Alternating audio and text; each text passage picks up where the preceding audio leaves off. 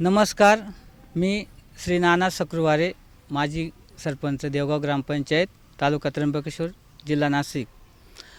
2024च्या विधानसभेच्या निवडणुकीच्या रणधुमाळीच्या संदर्भात आज मी जे काही माझं जे कामाबद्दल सांगणार आहे। तर खरं 2024चं इलेक्शन जे महाविकास आघाडीच्या ज्या उमेदवार आहेत होत्या इच्छुक उमेदवार निर्मलताई रमेश गावित यांना महाविकास आघाडीने पक्षाने तिकीट न दिल्यामुळे आम्ही सर्व जनतेचं सर्व तिन्ही महाविकास आघाडी पक्षातील सर्व नेते मंडळी तसेच सामाजिक कार्यकर्ते सरपंच मतदार बंधू भगिनींनी निर्मलताई गावित ह्या खऱ्या अर्थाने उमेदवारी करत नव्हत्या, परंतु सर्व जनतेचा मतदारसंघातल्या लोकांचा आणि कार्यकर्त्यांचा आग्रह होता का ताई तुम्ही जो मागील 10 वर्षामध्ये जो विकास केला तो विकास कुठेतरी खुंटलेला आहे।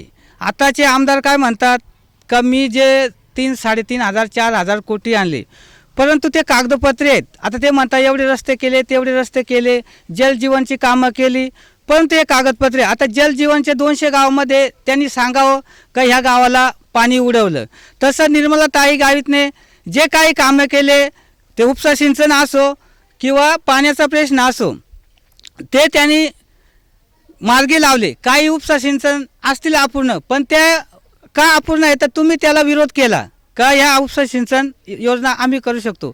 आता तुम्ही आमदार साहेब आहेत, पण तुम्हाला त्या योजनेची माहिती तर पाहिजे का ही योजना कोण करू शकतो। ह्या फक्त महाराष्ट्रात हे गावित साहेब आणि निर्मलताई गावित आमदार हेच करू शकतात, दुसऱ्या योजना कोणी करू शकत नाही। आणि माझं एक खोसकर साहेबांना विनंती आहे का तुम्ही म्हणता मी हे केलं ते केलं, जलजीवनच्या कोणत्या गावात मला तुम्ही सांगा का साहेब आम्ही पाणी उडवलं, मला दाखवा। तुम्ही काही गावात रस्ते केले, आज 6 महिन्यातसुद्धा त्याचं एकदम उधळपट्टी होऊन गेले। तुम्ही बघा कामं केले नाही केले आम्ही नाही सांगत, पण तुम्ही कामं कसे केले टक्केवारीच्या याच्यावर काही ठिकाणी अर्धवट सोडून दिले आहेत।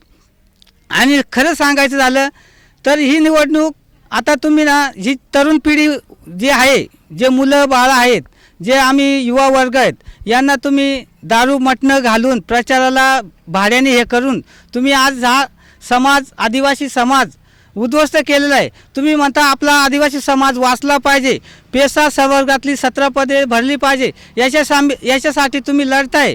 मग तुम्ही अशा युवा वर्गाला जो काही शिक्षणाचा प्रयोग तुम्ही चांगल्या शैक्षणिक उच्च दर्जाच्या स्कूल शाळा काढा, महाविद्यालय काढा, शैक्षणिक दर्जा सुधारणा करा। एक सोडून तुम्ही दुसरे नुसते रस्तेच करता। रस्ते सोडून तुम्ही काय केलं फक्त मला सांगायचं का मी हे केलं ते केलं, असं तुम्ही काम दाखवा फक्त रस्ते सोडून। तसं निर्मलाताई गावितच्या काळात सभामंडप आहेत, दुसरे काही काम आहेत।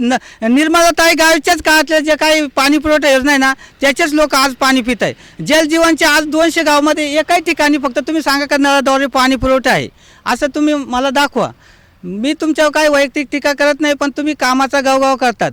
आणि वास्तविक जे तुमच्या मागे जे पुढारी मंडळी आहे, आता काही पुढारी मंडळी निर्मलाताई गावित आणि आम्ही सामाजिक कार्यकर्त्यामुळे काही मोठे झालेत, पण त्यांना सुद्धा जाणीव राहिली नाही तर ते आज दिल्लीमध्ये गेले, ते गलितच राहिले असते। हे पण त्यांनी लक्षात ठेवावं का ही जनता आहे, हे मतदार आहे, मतदार हा कधी काय करील हे सांगता येत नाही। तुम्ही म्हणता का आम्ही जे करू ते पूर्व दिशा, पण जनतेने एकदम मनात ही जनतेची लढाई आहे। आणि 2024चं इलेक्शन हे जनतेने हाती घेतलंय, तुम्ही पुढाऱ्यांनी नाही घेतलं। जनता आता येणाऱ्या काळात तुम्हाला समजेल 23 तारखेला का